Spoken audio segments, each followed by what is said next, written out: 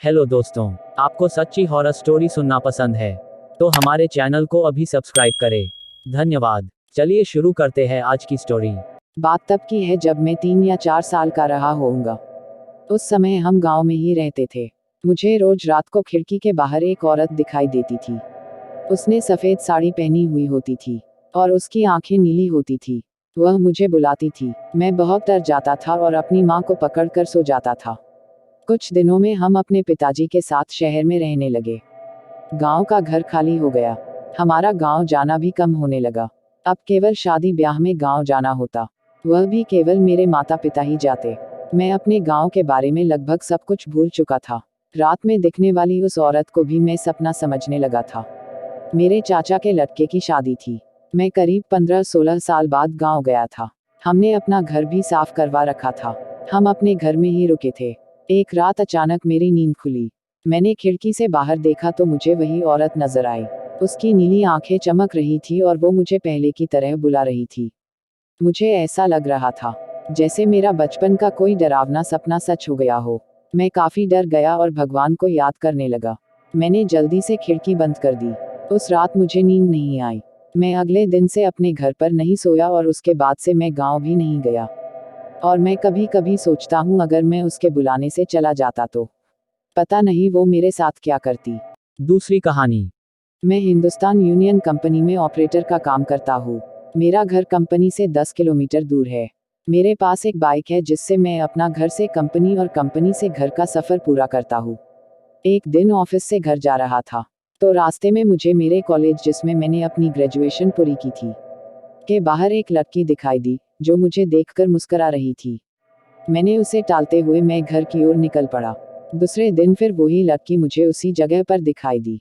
वो भी मुस्कुरा रही थी और मैं भी मुस्कुराता हुआ निकल पड़ा। मुझे उसकी प्यारी से मुस्कान से प्यार हो गया था, लेकिन कभी रुकने की कोशिश नहीं की। वो लड़की कई दिनों तक मुझे दिखी और एक दिन वो मुझे वहां नहीं दिखाई दी। मैं बेचैन हो गया, लेकिन मैं उसके बारे में कुछ नहीं जानता था और ना कभी बात की थी, इसलिए उसका पता भी नहीं लगा सकता था। मैं कई दिनों तक उस लड़की के नहीं दिखने से बेचैन रहा। कई बार तो मैं कंपनी से जल्दी निकलकर उसका इंतजार भी करता, पर वो मुझे नहीं दिखी। एक दिन मेरे मोबाइल पर किसी अनजाने नंबर से फोन आया। मैंने फोन उठाया तो एक लड़की बोली। उसने मेरा नाम पूछा और वो मुझसे बात करने लगी और बताया कि मैं वही लड़की हूँ जिसे तुम रोज बाइक से गुजरते हुए देखा करते थे। मैं अचंभित रह गया कि इसके पास मेरा नंबर कैसे आया और ये मेरे से क्यों बात कर रही है, लेकिन उसकी मीठी बातों में इतना खो गया कि ये सब बातें भूल गया। एक दिन उसने मुझे कॉलेज के बाहर मिलने के लिए बुलाया। मैं और मेरा दोस्त हम दोनों बाइक पर उससे मिलने को गए, क्योंकि कभी मैं लड़की से अकेले नहीं मिला था तो घबरा रहा था। मैं और मेरा दोस्त जैसे ही कॉलेज के बाहर पहुंचे तो वहां वो लड़की कहीं पर भी दिखाई नहीं दी। मैंने काफी फोन लगाया, लेकिन फोन स्विच ऑफ था। मैं घर लौट गया और घर में घुसते ही उसका फोन आया तो मैंने गुस्से से कहा कि हम वहां पर आपका इंतजार कर रहे थे, आप क्यों नहीं आई। तो उसने कहा कि तुम अपने दोस्त को क्यों साथ लेकर आए थे, मुझसे अकेले मिलने आना। मैंने कहा ठीक है। अगले दिन सुबह सुबह मैंने उसके फोन लगाया, लेकिन उसकी मम्मी ने फोन उठा लिया। मैं एक बार तो डर गया, लेकिन कॉलेज के प्रोजेक्ट का बहाना कर उससे बात करने को उसकी मम्मी से कहा। उसकी मम्मी ने कहा, पागल हो गए हो क्या, प्रिया को मरे तो 3 महीने हो चुके हैं। मैं हक्का बक्का रह गया और मेरे हाथ से मोबाइल छूट गया और मैं बुरी तरह कांपने लगा। मैंने सोचा कि जिस लड़की को देख रहा था और जिससे मैं बात कर रहा था वो एक आत्मा थी। मुझे फिर भी विश्वास नहीं आया। मैंने अगले दिन फिर प्रिया की मम्मी के फोन लगाकर सारी घटना सुनाई तो उन्होंने कहा, मेरी बात पर यकीन ना हो तो मेरे घर आकर देख लो। मैं प्रिया के घर गया तो प्रिया के फोटो पर माला लगी थी। उसकी माँ ये घटना सुनकर भावुक हो गई, लेकिन उस दिन से मैंने अपनी वो सिम निकाल कर फेंक दी और नए नंबर ले लिया और फिर कभी फोन नहीं आया। लेकिन आज भी मैं अनजान नंबर से अक्सर सहम जाता हूँ और हिंदी हॉरर स्टोरी को धन्यवाद देता हूँ कि उन्होंने मेरी आप बीती को आप लोगों तक पहुँचाया। तीसरी कहानी। आज तक आप सबने चुड़ैलों के बारे में बुरी बातें ही सुनी होंगी, मगर एक जगह ऐसी भी है जहाँ चुड़ैल एक गांव की रक्षक है। मेरा गांव बनारस में है। कहा जाता है कि हमारे गांव की रक्षा एक चुड़ैल करती है और गांव को हर विपत्ति से बचाती है। इसके पीछे भी एक कहानी है। काफी साल पहले की बात है। गांव के बाहर एक औरत प्रसव पीड़ा के कारण जमीन पर लेटी हुई थी। वह दर्द के मारे कराह रही थी। उसकी मदद के लिए वहां कोई नहीं था। तभी गांव के एक आदमी ने उसे देख लिया और लोगों की मदद से उसे गांव में ले आया। वहां के लोगों ने अपनी बेटी की तरह उसकी सेवा की। उसका बेटा बिल्कुल स्वस्थ पैदा हुआ।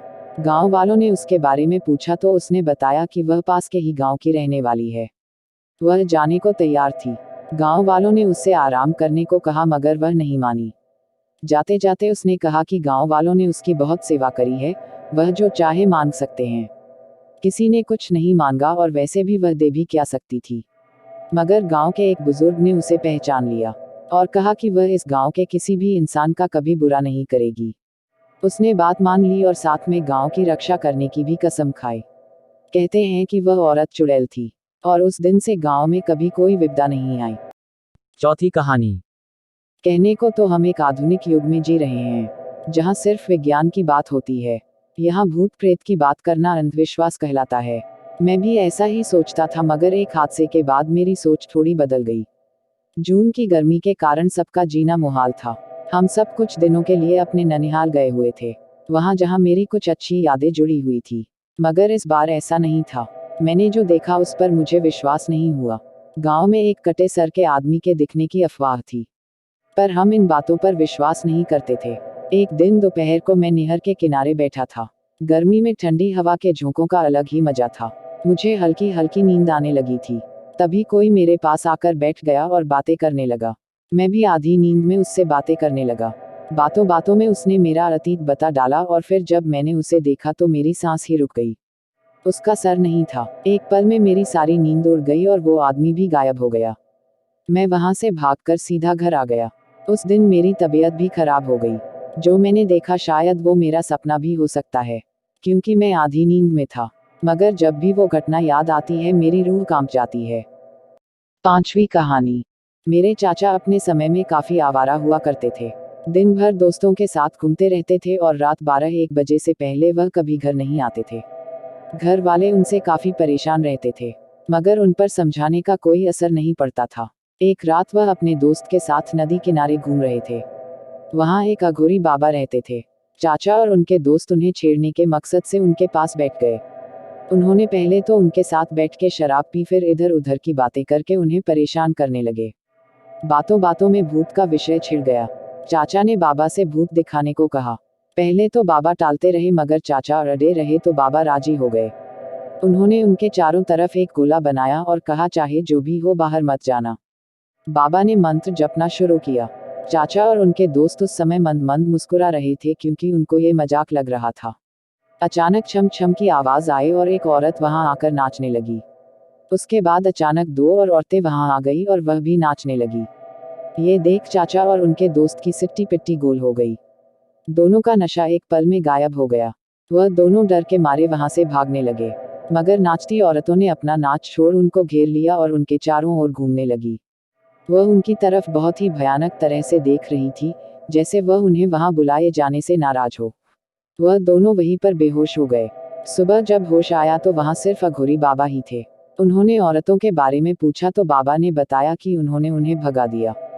दोनों ने बाबा के पैर छुए और वहां से भाग गए। उस दिन के बाद चाचा ने रात को देर से आना बंद कर दिया। दोस्तों, आपको वीडियो अच्छी लगी है तो लाइक, कमेंट और शेयर करें। Thank you for watching video.